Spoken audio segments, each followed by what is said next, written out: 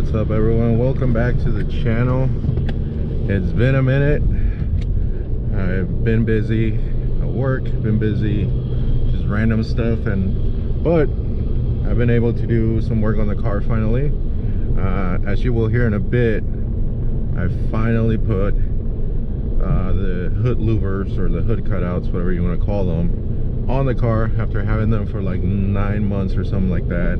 One of the benefits, obviously, now the car is going to be a little bit cooler, but now with the hood louvers it takes even longer for the oil to come up to temperature, which not a big deal because I don't push the car anyways on a daily. Like if I'm going to work, I'm not like just flooring it everywhere. Another cool thing that you're about to hear right now, actually I'm just going to let you hear it.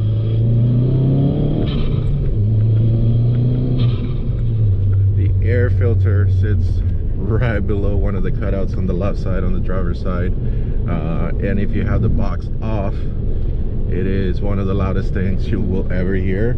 I was actually riding around with the filter cover off, I want to say for like a good week, maybe a week and a half, and man, it does attract a lot of attention, which, you know, if you're into that, that's cool. I kind of liked that. It was funny. You get off the throttle, you hear all the turbo surges and all the turbo noises, air filter noises. It's pretty cool. But as you're about to see, we're about to get on the highway here, on the freeway, and if you're at a slight incline, the filter is just loud the whole time, which if I were to turn on my music or just have a conversation with someone like I've done with my wife, I can ignore it. But after a while, especially if you're riding by yourself, say you'll have a long commute, it's either you love it the whole time or it gets annoying right away. But what I did, since I have the Mishimoto Intercooler or Intake, what I did, I just put the cover back onto the intake. I actually took all my recording gear the day of installation for the hood cutouts, but it was so stressful. But the instructions are a little vague, at least for the Focus ST. There's the pre-facelift and the facelift, so the hoods are a little bit different, and because of that they give you 2 instructions. It's kind of hard to keep track of what's what. We were also rushing when we installed it, just because it got late and then I forgot my tools at home, so I had to drive back and forth to be able to get them. I did not record a lot. I'll post some clips here of what I did record, and that was just using my phone, because setting up my gear, making sure that light was right, because like I said, it got dark pretty quick. It was just going to be too much stress on top of already stressing out that we had them lined up correctly and that they were going to look good. One thing I can tell you though, if you are going to do this, or if you're thinking about doing this, do remove your hood from the car. That is one thing I didn't do, and I was like, you know what, we'll just cut it here. I'll blow away the metal shavings or whatever. It was a huge mistake. I don't think I have a picture, but from the video that I will show you guys, you will see that when you make the cutout, or when you make the cut on the hood, there's going to be metal shavings everywhere. Windshield, fenders, bumper, roof. It gets everywhere, especially for us because we were outside.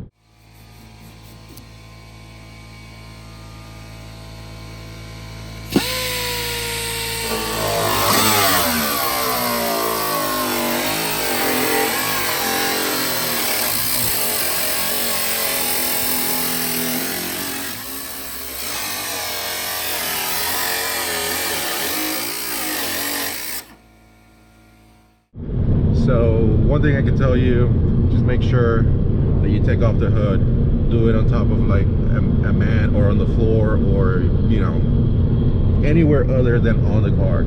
It's just gonna be much easier to clean. Looks great. To me, it looks pretty even. Shout out to COBB Accessport for helping me out on that one. Also, right now I'm going to the canyons. I'm pretty sure my front shocks are gone. The car's been a little bit too bouncy lately, and I know what some of you might say, oh, it's because of the springs, blah blah. I don't think so. I finally hit 100,000 on the car, and I think it was just time to get the shocks replaced anyways. I don't think I'm pretty sure it didn't help to have the springs on. My shocks have been feeling a little off. I want to say since like 75 to 80,000 miles, and that's way before I had my springs. And the reason I put my springs was I knew they were going to go out pretty soon, so I said might as well just drop it. That will help me decide whether I want to go coilovers or not. That being said, I am going with the coilovers. I'll probably end up doing another video later for my 100,000 miles with the car. Talk about a little bit about what has gone wrong with the car. Is it a reliable car? All that stuff. Right now, you cannot buy this car as new. So if you're thinking into getting into an ST, we can talk a little bit about, you know, reliability and all that stuff. What it, in reality, how is it owning this car? Right now, I can tell you I love this car. I want to put another 100,000 on it. I hit 100,000 actually about a week ago, and I'm already 100,000 going in 100,500. So today I'm gonna put another, I don't know, 150 miles at least. So, you know, this car is fun. It's reliable if you know what you're doing and if you keep up with maintenance. But anyways, that'll be for another video. So yeah, as you can see right now, we've been having a conversation, or I've been talking, and the air filter, I don't know how well this GoPro microphone will pick it up, but the air filter's in the background the whole time, just because there's a slight incline here. When I get off of it, it sounds like the regular car, but then you can hear the surge from the turbo. But then, little downshift right here, you get on it,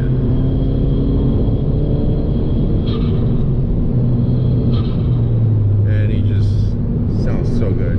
There's really no way for you to be discreet with this setup.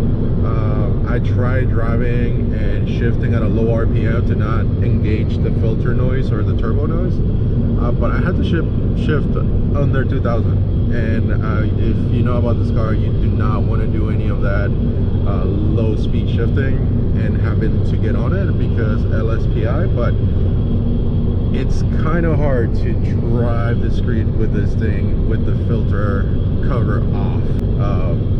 I think the reason it got extra loud, because the car is already kind of loud with the filter, but I think the reason it got that loud is because you have to remove the, I want to call it like the heat shield cover from under the hood. You cannot put that back on because now you have to hold. I guess technically you could cut the holes on that foam piece that is for insulation and for like noise sound deadening, and put it back on. But I don't know if that kind of defeats the purpose of having the cutouts or not. And so I think that is the reason why it got so much louder. And like I said, it's fun, but you'll know right away whether you want to keep the air filter off or not. Alright guys, one thing I forgot to do is show you guys so you can see the filter from here. And this is what it sounds like. Oh.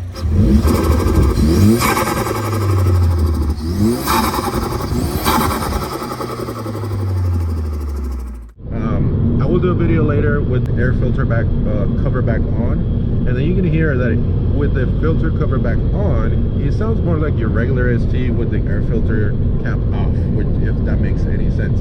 And the reason you can hear it, even though you have the filter cap on, is now you have a hole in your hood, so that sound travels better through the hood and you can hear it.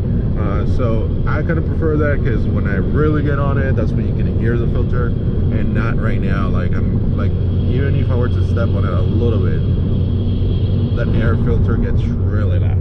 I got a few other things that I want to change on the interior, one of them being the seat. So that's going to be coming up.